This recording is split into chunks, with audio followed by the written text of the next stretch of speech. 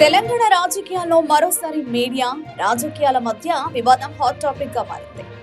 ముఖ్యమంత్రి రేవంత్ రెడ్డి చేసిన ఘాటు వ్యాఖ్యలు ఇప్పుడు రాజకీయ వర్గాల్లోనే కాకుండా మీడియా రంగంలోనూ తీవ్ర చర్చకు దారితీశాయి.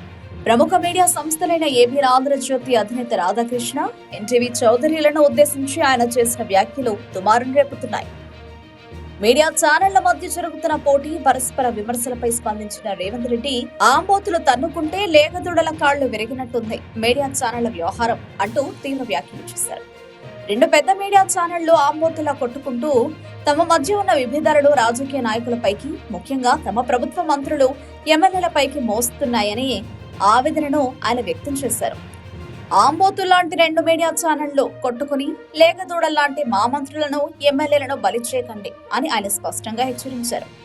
మీడియా స్వేచ్ఛను గౌరవిస్తున్నామని చెబుతూనే వ్యక్తిగత ఎజెండాలు, పరస్పర శత్రుత్వాలను వార్తల రూపంలో ప్రజలపై రుద్దడం సరైంది కాదని రేవంత్ రెడ్డి అభిప్రాయపడ్డారు. ఇంకా ఆయన మాట్లాడుతూ మీకు ఏవైనా గొడవలుంటే తలుపులు వేసుకుని లోపల తేల్చుకోండి. ప్రభుత్వాన్ని, ప్రజా ప్రతినిధులను టార్గెట్ చేసి రేటింగ్స్ కోసం రాజకీయాలను వాడుకోవద్దు అంటూ మీడియా యాజమాన్యాలకు సూచించారు.